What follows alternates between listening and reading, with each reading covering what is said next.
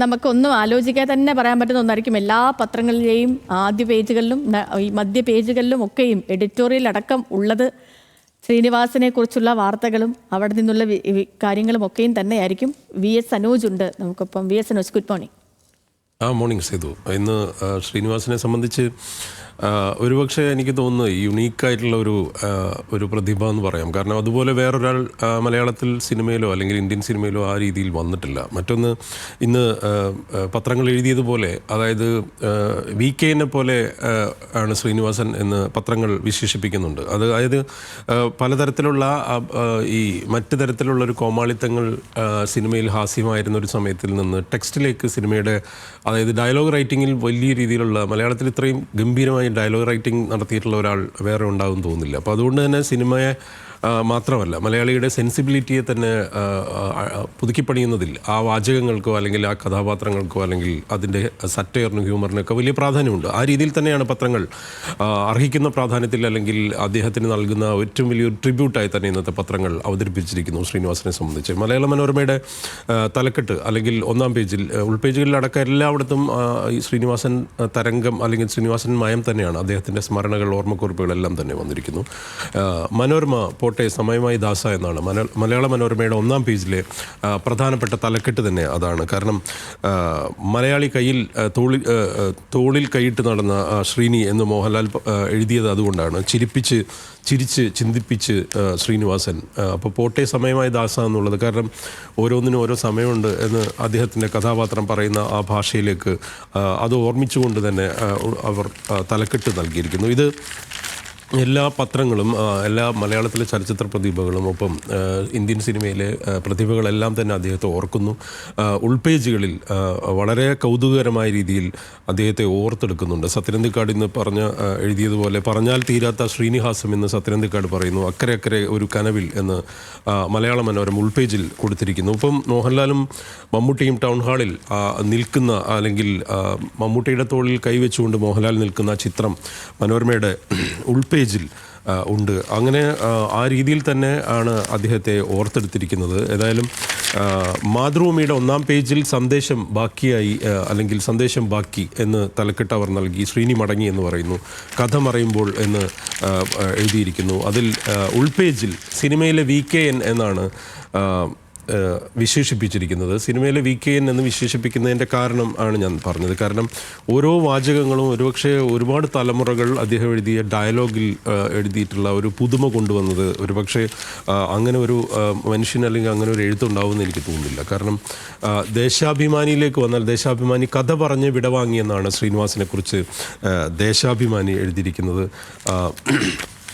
മാധ്യമവും അതെ, മാധ്യമം അടക്കം എല്ലാ പത്രങ്ങളും ചിന്താവിഷ്ടമായ ചിരി എന്നാണ് മാധ്യമത്തിൻ്റെ തലക്കെട്ടിൽ അവർ പറഞ്ഞിരിക്കുന്നത്. ഒപ്പം കഥ പറഞ്ഞ് വിടവാങ്ങി എന്ന് പറയുമ്പോൾ ചന്ദ്രിക മാഞ്ഞു ശ്രീനികാലം എന്ന് ചന്ദ്രിക പറഞ്ഞിരിക്കുന്നു.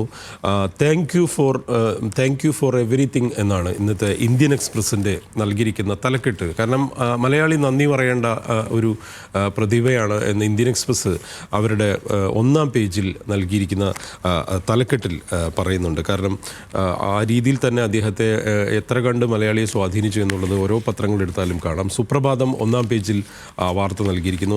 സുപ്രഭാതം അതൊരു നോർമൽ ആയിട്ടുള്ള ഒരു തലക്കെട്ടിലാണ് ആ വാർത്ത നൽകിയിരിക്കുന്നത്. ശ്രീനിവാസൻ അന്തരിച്ചു, വിടവാങ്ങിയത് മലയാള സിനിമയുടെ ഓൾറൗണ്ടർ എന്നാണ് സുപ്രഭാതത്തിൻ്റെ തലക്കെട്ടിൽ പറയുന്നത്. ഏതായാലും ഇന്ന് നമ്മൾ അറിയാം, നമുക്ക് ഇന്നലെ രാവിലെ മുതൽ ശ്രീനിവാസനിൽ തന്നെ നിൽക്കുന്നു. അപ്പോൾ ആ വാർത്തകളുടെ അല്ലെങ്കിൽ ആ ഓർമ്മക്കുറിപ്പുകളുടെ ലോകത്ത് തന്നെയാണ് ഏതായാലും മലയാളി ഇനിയും കുറേ മണിക്കൂറുകളും അല്ലെങ്കിൽ ഇനിയുള്ള ദിവസങ്ങളെല്ലാം തന്നെ നിൽക്കുക. പക്ഷേ ഈ ഇത്തരത്തിലുള്ള സിനിമാ പ്രതിഭകളെ സംബന്ധിച്ചിടത്തോളമുള്ള ഒരു അനുഗ്രഹം ആ മരണത്തോടുകൂടെ ഈ അദ്ദേഹത്തിൻ്റെ ആ പ്രതിഭയോ അല്ലെങ്കിൽ അദ്ദേഹം അവശേഷിപ്പിച്ചു പോയതോ അവസാനിക്കുന്നില്ല. കാരണം ഒരുപാട് കാലം ഇനി ഈ കാര്യം തന്നെ ഓർമ്മിക്കപ്പെടും എന്നുള്ളതാണ്. ഞാൻ മറ്റ് വാർത്തകളിലേക്ക് കൂടെ പെട്ടെന്ന് വരാം. കാരണം വളരെ പ്രധാനപ്പെട്ട ചില സംഭവങ്ങൾ നടന്ന ദിവസങ്ങൾ കൂടിയാണ് ഉള്ളത്. ദേശാഭിമാനി ഉൾപേജിൽ ഇതുമായി ബന്ധപ്പെട്ട് അല്ലാതെ ഇതിൽ നിന്ന് പുറത്തു കടന്നാൽ ഇന്ത്യൻ വാർത്തയല്ലാതെ നൽകിയിട്ടുള്ള ഒരു പ്രധാനപ്പെട്ട വാർത്ത ലോകത്ത് നടക്കുന്നത് ബംഗ്ലാദേശിലെ കലാപം കലാപം സംബന്ധിച്ച വാർത്തയാണ്. ആ വാർത്തയും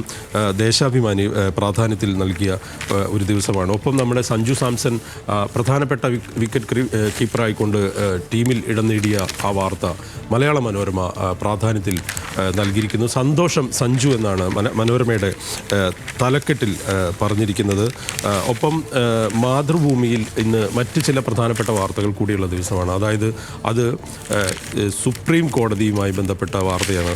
സുപ്രീം കോടതി സെഷൻസ് കോടതികൾക്ക് ഈ 14 വർഷത്തിന് മേൽ ജീവപര്യന്തം വിധിക്കാനുള്ള അവകാശമില്ല എന്ന് മാതൃഭൂമിയുടെ ആ വാർത്തയിൽ പറയുന്നു. ഒപ്പം ആൾക്കൂട്ടത്തിലേക്ക് ട്രെയിൻ ഇടിച്ചു കയറി 7 ആനകൾ ചെരിഞ്ഞ വാർത്ത ഇന്ന് നൽകിയിരിക്കുന്നു.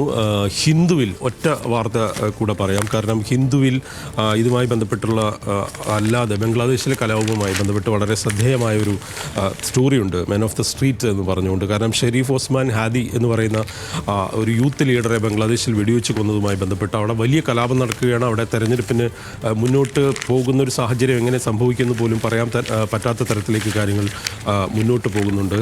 ഏതായാലും ഇതുമായി ബന്ധപ്പെട്ട് ധാരാളം വാർത്തകൾ, മറ്റ് തരത്തിലുള്ള വാർത്തകളുണ്ട്. പാർലമെൻറ്റിലും അടക്കം വലിയ വിഷയങ്ങൾ നിലനിൽക്കുന്ന ദിവസങ്ങൾ കൂടിയാണ്. ഒപ്പം ഉത്തരേന്ത്യയിലെ മൂടൽമഞ്ഞുമായി ബന്ധപ്പെട്ട് വിമാന സർവീസുകളിൽ ട്രെയിൻ ഗതാഗതത്തെ ബാധിച്ചു എന്നുള്ള തരത്തിലുള്ള വാർത്തകളുണ്ട്. ഏതായാലും ഇന്ന് നമ്മൾ ശ്രീനിവാസനിൽ തന്നെ നിൽക്കുന്നു, അല്ലെങ്കിൽ ഇന്ന് ശ്രീനിവാസൻ്റെ ഓർമ്മകളിൽ തന്നെ നിൽക്കുകയാണ്. ഇപ്പോൾ അല്പം മുമ്പ് സൂര്യ വന്നത് നമ്മൾ കണ്ടതാണ്. ഏതായാലും മലയാളി അദ്ദേഹത്തെ വലിയ രീതിയിലേക്ക് വിടവാങ്ങുന്നു, ഒരു വലിയ യാത്രയപ്പ് നൽകുന്നു എന്ന് തന്നെ പറയേണ്ടി വരും. അതുമായി ബന്ധപ്പെട്ട വാർത്തകൾ തന്നെയായിരിക്കും അടുത്ത ദിവസത്തെയും പത്രങ്ങളിൽ വരിക എന്നാണ് ഞാൻ മനസ്സിലാക്കുന്നത്. ഞാൻ തൽക്കാലം നമ്മുടെ സമയപരിമിതി കൊണ്ട് വൈൻഡപ്പ് ചെയ്യുകയാണ്. ഏതായാലും പ്രേക്ഷകർക്ക് ഒരിക്കൽ കൂടെ ശുഭദിനം ആശംസിക്കുന്നു. സേതു.